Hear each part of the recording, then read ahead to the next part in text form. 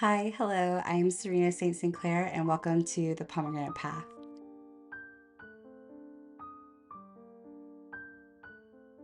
This is a special episode, actually not really about Persephone herself, but rather her mother figure, Demeter. One of the interesting things about the material that we have for Persephone is actually the Homeric hymn to Demeter, which is what the pomegranate path is based off of. However, the Homeric hymn to Demeter is actually Demeter's story. And there is a large chunk of the Homeric hymn to Demeter that we actually don't even focus on Persephone or know what she is going through in the underworld. I felt like, in honor of the hymn, I feel like we should take some of the episodes to talk about really important other characters and deities within. So, we are going to have a special episode on Demeter. We're going to have another episode on Hades, and then another episode talking about Hecate. Since I don't work with any of these deities, at least not yet, I feel like I'm not someone who is the best person to speak on these deities. So, Jess Steorra is our guest today, and she's going to come in and talk to us about Demeter. I'm so grateful for this. I am new to interviewing, and I feel like I was so awkward, and she did such a good job of making me feel comfortable and giving her time and energy to this project. And I'm just really, really grateful to her. She is a very kind and intelligent person, and I'm so grateful for any of her energy and knowledge that she shares. I do want to go ahead and warn you guys that I am actually really sick right now. And during this interview, I constantly had to mute myself and drink tea. And so there's going to be parts where I'm cropping my face out because I'm just low key choking. Just kind of zoom in on her face so that you guys won't see me fighting for my life off screen. I am going to link my Patreon in the bio. It's completely free, and you can access worksheets that are talking about the Mother Archetype. So, without further ado, I'm going to go ahead and launch into our interview. Hey, how are you? Hi, Serena. So this is my friend Jess. Should I call you my friend? I feel like I can call you my friend. This is my friend. Absolutely. Okay, cool. This is my friend Jess. Thank you so much for coming on to this episode of the Pomegranate Path. I unfortunately am not super great about talking about the other deities because I do only work with Persephone. So Jess has so kindly decided to come on and talk to us about Demeter today. I'll just introduce myself real quick if anyone's not familiar with me. My name is Jessica Steorra, but you can call me Jess. I'm a first generation Sicilian American witch, a Hellenic pagan, a priestess of Persephone and Demeter, and a ceremonial magician. I've been practicing witchcraft on and off since 1998, and I've been a devotee of Persephone since late 2013, which was a year of many transformative changes in my life. That being said, I'm also a devotee of Demeter, Dionysus, Hecate, Hermes, and Hades. One of the things that I feel like is really special about how I actually know you or found you more like when I first started working with Persephone, I was really looking for historical information on her. And when I first started looking, I got a lot of what is that like popular comic? Mount Laura Olympus. Yeah, Olympus. Lower Olympus, that was it. So I was like finding all of this Lower Olympus stuff, and I was like, I'm looking for some more facts, just me personally, nothing wrong with it. And then I ended up stumbling upon your Instagram and found it wildly helpful.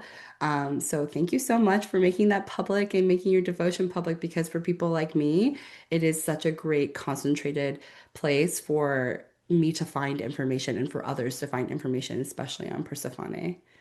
Excellent. Yeah, that is absolutely the goal of my account, which is called Arhetos Kora, which means ineffable maiden on Instagram.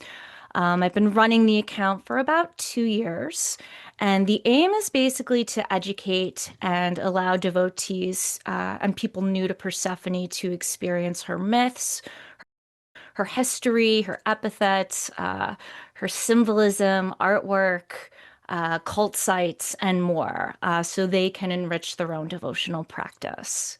There's actually a quote from the Hermetic Order of the Golden Dawn that describes it perfectly, which is by names and images are all powers awakened and reawakened.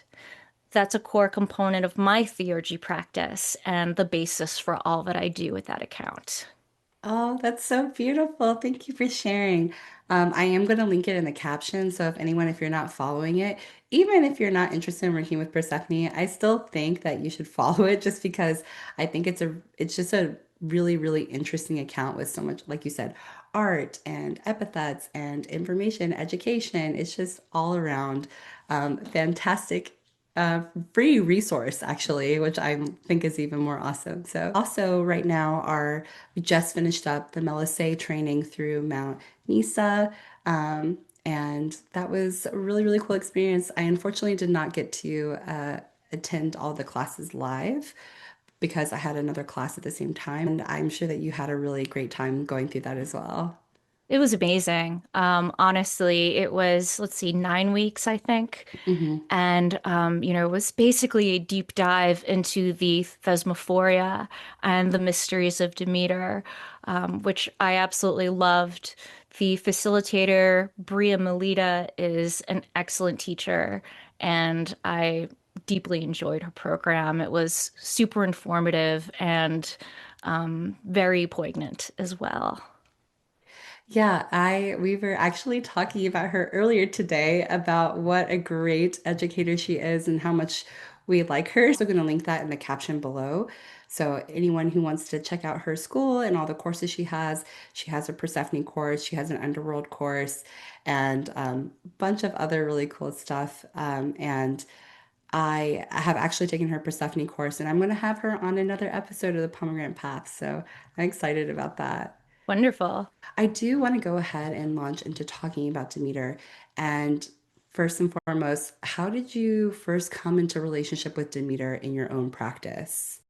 So this one takes a little bit of backstory. My devotional relationships with the deity were essentially born out of a dark night of the soul that occurred in late 2013 for me.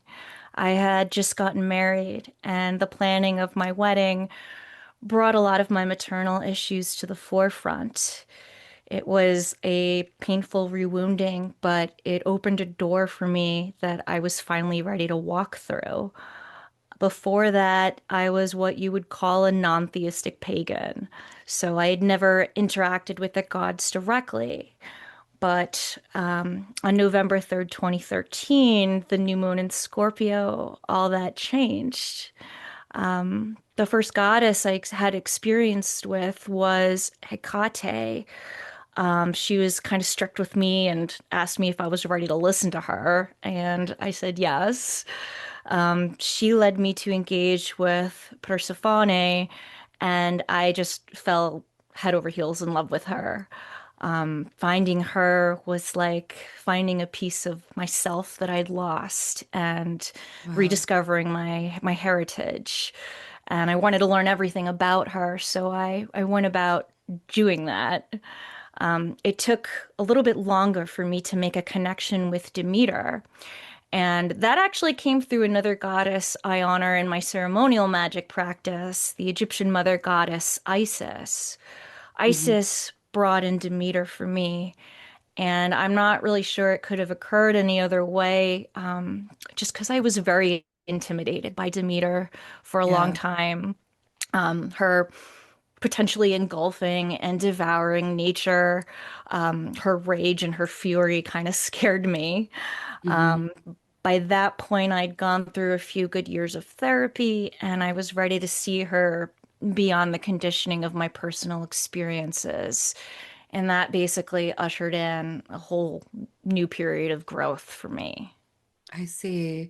Yeah, I can definitely understand that. I think that um, Demeter really is all the beautiful parts and illuminated parts of being a mother, and also all of the shadow that comes with it, as all deities are when we look at them through that lens. And Demeter can be scary because she is this loving, nurturing, fertile mother, and also rage and grief and loss and protection. So I definitely understand that. And I feel like this is a little bit controversial, but anyone who doesn't feel that way, I feel like you're not seeing her through the whole entirety of the lens that she deserves. I want to further discuss the mother archetype and how it's illustrated in the Homeric hymn to Demeter. What do you think Persephone's descent reveals about Demeter as a mother figure? Well, something to remember about Demeter is that she comes from a background of deep trauma, and she's trying to prevent her daughter from going through the same thing. All of the Olympian offspring of Kronos were traumatized by him. And, in the Homeric hymn, when Demeter first meets the daughters of King Peleus, she calls herself Doso. She mentions being captured by pirates from Crete. In Mm, other versions of the myth, especially the Arcadian mystery cult of Demeter and Despoina, Demeter is actually raped by Poseidon during her search for Persephone. So it's like a double whammy, two yeah, traumas in one. right. Furthermore, Demeter's lover, Aeson of the thrice plowed field, was actually killed by Zeus out of jealousy with a lightning bolt. So Demeter's history is full of grievous harm, essentially, over Mhm. and over again. Her overbearing nature doesn't come without precedent. And that's something that's left out of a lot of retellings and modern imaginings that, in my opinion, does her story injustice. Persephone's descent into Hades basically shows us how far a mother will go to get her daughter back when no one else will help her. There's even a version of the myth that involves Demeter going down to the underworld herself to check Mhm. on Persephone. And learning about that really altered the way I view her actions in the Homeric hymn. Is I am focusing on one version of the Homeric hymn to Demeter, but for anyone who might be new or not know, there's a ton of different versions of the myth, and there are a lot of retellings and also iterations and understandings of it all. And uh, I know I'm kind of going off script here, but how do you feel about every version that you read? Do you think some are more true than others, or how do you filter through that? So my personal way of looking at it is that they're all true, that there's no one official or valid version that outranks all the other versions of her story. A lot of them were affected by the locality that they came from, the cultural influences there. So I try to look at them as all representing a facet of her story, but not necessarily having one that tells the whole tale. What do you think Demeter's grief and rage shows us about control, letting go, and boundaries? In your experience, what does Demeter teach us about loss and attachment? That's a great question. First and foremost, Demeter's rage and grief have to be acknowledged and felt and worked through in a really visceral way. Her mystery rites, whether we're looking at the Eleusinian Mysteries or the Thesmophoria, all incorporate that as a key aspect of their process. I like to think that that can be applied to our own personal traumas too, in that we have to look at them and allow ourselves to feel the grief of those experiences to truly heal. All that being said, though, there's absolutely something to the limits of a parent's control over the course and direction of their child's life. Yeah. You know, I I look at my own life, frankly, as a firm example of that. My mom went above and beyond to shelter and protect me. And in some ways, it backfired. Sorry, mom. In that I went out of my way to expose myself to people and situations that I maybe had no business being around. The Kore Persephone before her abduction is pure and inexperienced. Her mother keeps her cloistered and hidden away, so she doesn't know the dangers of the narcissus flower. that's going to initiate her into the mysteries of Hades and the depths of matter.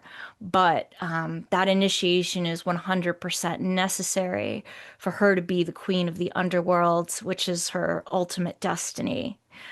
Parents never want us to experience hurt or learn painful lessons. But those things also have a purpose and they bring us to deeper awareness of the self. So I think part of Demeter's lesson is to allow her daughter to embark on and truly embrace that journey. I feel like that really leads up to the next question.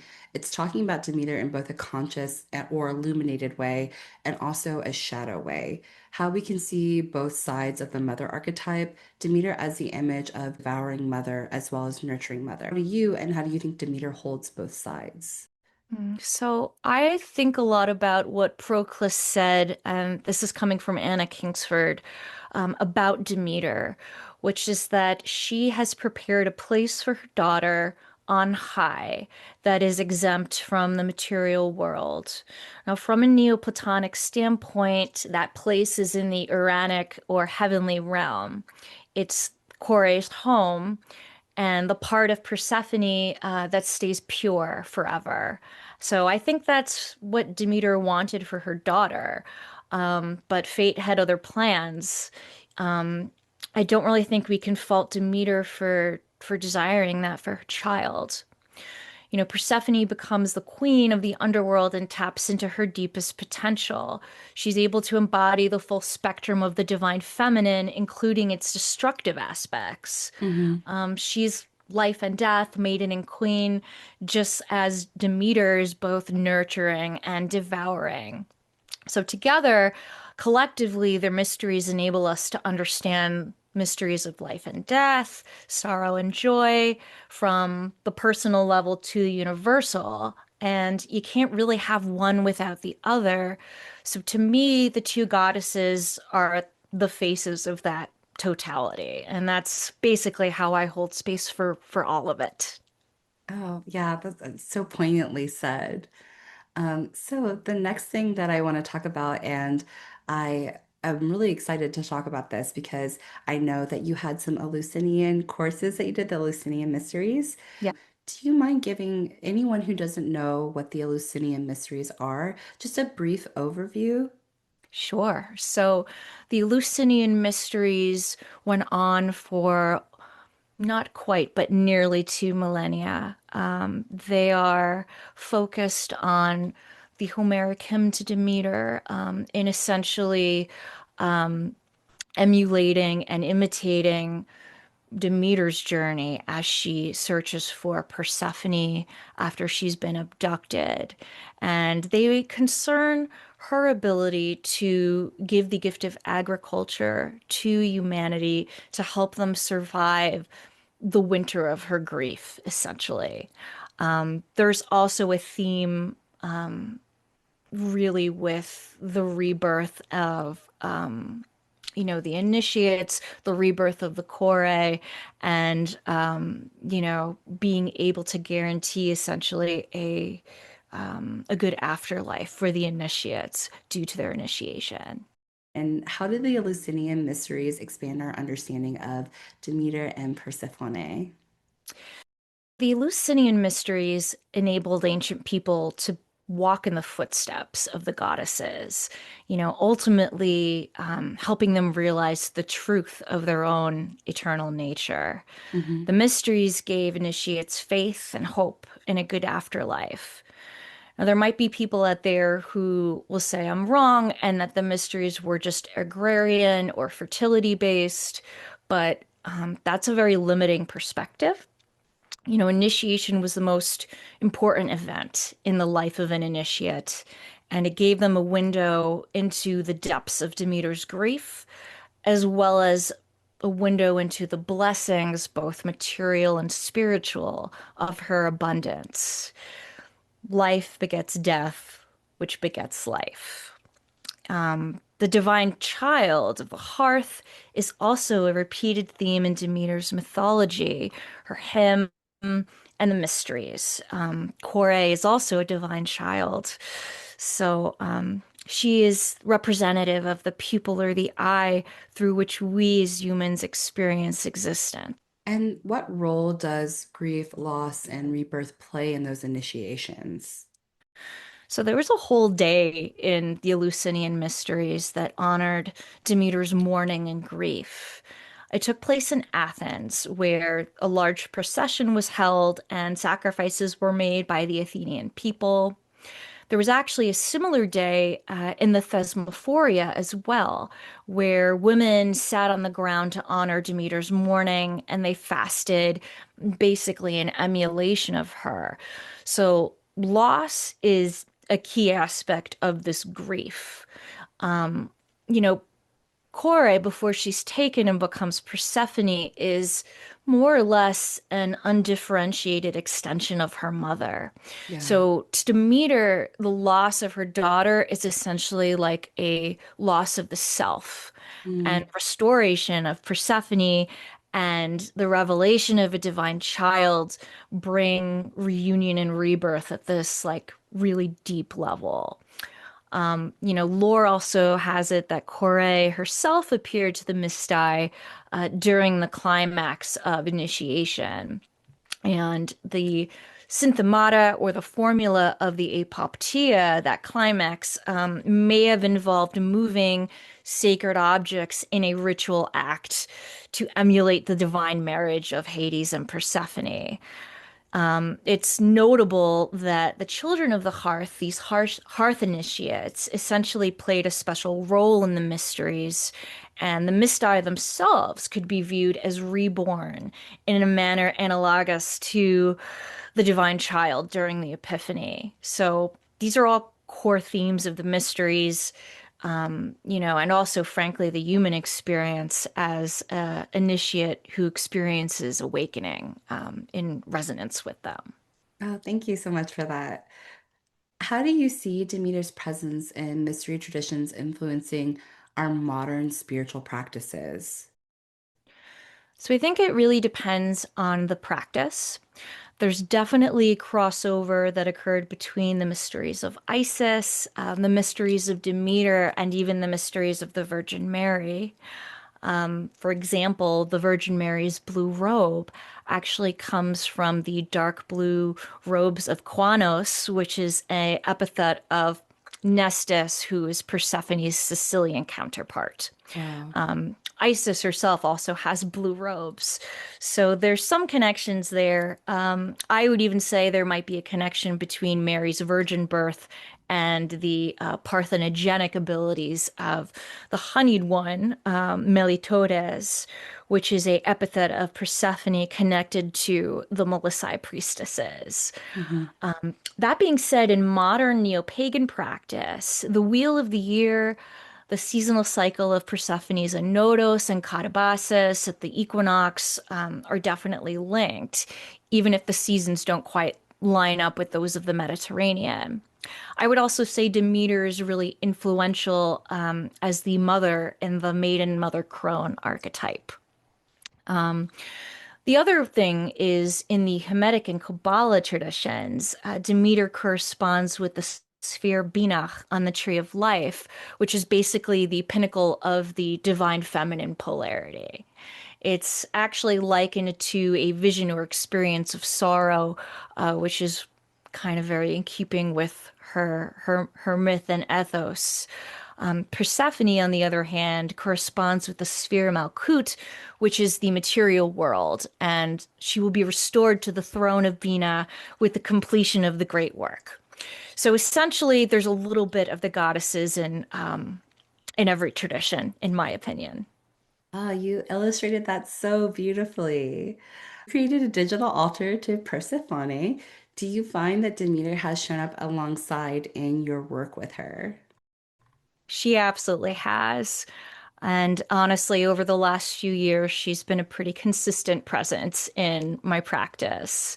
I really enjoy doing divination with her and Persephone, or even sometimes Persephone and Hecate, which is a really fun mix. It's kind of funny because I used to roll my eyes at the maiden mother crone just because it's everywhere in pagan circles. Yeah. And now I work with a goddess trio that in a lot of ways embodies that archetype. One thing actually I should note is that Hecate is not a crone in my view per se, but she is an extremely ancient Titan goddess that provides wise counsel. So that's kind of how I fit her into that picture. You know, I feel like everyone I talk to has different opinions on the mother maiden crone. I love it, but I think it's so fascinating to ask everybody kind of what they see about the three of them. And but I also feel like it boils down to myth and use it in a way that makes sense to you and then makes sense of the world. Absolutely. How do you personally experience Demeter's energy in ritual or devotion? So Demeter can be really, really fierce. She's very protective. She's very maternal. And that's how I tend to experience her. She's definitely nurturing, but also very decisive and straightforward. I would say sometimes she runs a little hot, but it always comes from a place of caring. She's helped me a lot in healing my relationship with my mom. And she's allowed me to Yeah. understand the dynamics of my family going back like generations. And I also won't lie, she lets me know when I haven't called my mom. I love that. What do you hope that people learn when they encounter Demeter in their own spiritual lives? I just hope people look beyond the lens of very one-dimensional modern retellings to see Demeter for who she really is. I don't think she gets nearly enough love in the pagan community. Yeah. A lot of people put her into this category as overbearing mom, but she is a goddess who's risen above injustice and grief to bring abundance and salvation and a blessed afterlife to humankind. So to me, I find her mysteries and those of Persephone just as meaningful and spiritually significant as things like the Christian and Gnostic mysteries. Mhm. Demeter teaches her devotees to live in a way that's balanced, honoring grief, to evolve spiritually with the mysteries. She teaches us to stand up for ourselves and, how to exist in harmony with the earth and its cycles. I find in my own practice, she's really enabled me to become like self-nurturing. If you have mama trauma and start to unpack it, you'll probably find your way to her and she will absolutely help you. I love that too because I think that there's something to be said about grief being larger than just dealing with death. We can see death obviously as symbolism for loss in a lot of different ways. And I think that this is a good way of illustrating how grief can be a loss of a relationship with your daughter or seeing someone in your life change. So I think that everything that you said really kind of also adds to exploring grief and all the different facets of it versus just losing someone who maybe dies. So, thank you so much for coming on. I'm so excited to have you here and chat with you. I know that you teach some courses, and I saw on your stories this morning on Instagram that you're going to be teaching a Persephone course in the spring, probably. Yep, Yay, cool. definitely. Yeah. What other courses do you have, or is there anything else that other people can access? So I do have another offering coming up in the winter, which is actually a collaboration. That one is going to be focused more on Persephone and her underworld aspects, especially things like shadow work. So I'll be posting about that one probably within a month or two. Ooh. But I'm really excited about the spring class just because it will be an updated version of the first class I ever taught about Persephone, which was a real it was like 3 hours long. It was like so intense. So I'm thinking it's going to be a series of classes as opposed to just one off. But I'm really looking forward to that. So you'll be hearing more from me about that too. Awesome. Yay. I will definitely tell everybody about it when we get more details because I know that you're a wealth of knowledge and I love hearing you speak and learning from you. So thank you so much for coming on. And if you don't follow her on Instagram, I really highly recommend it. Thank you so Um, much, Serena. It was so nice being here, and I really look forward to seeing what you do with your channel. if you feel like this information resonated with you and you like to see more, please like and subscribe. It makes a really big difference for my channel and keeps the sacred work flowing. And as always, may your path be sacred, your shadows sovereign, and may you always bloom wildly.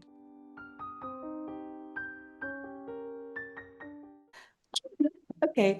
Um, Okay. and then whenever I'm coughing, I think I'm going to crop me out and just focus on your face if that's okay with you, so that people don't Totally see me fine. like choking while you're talking.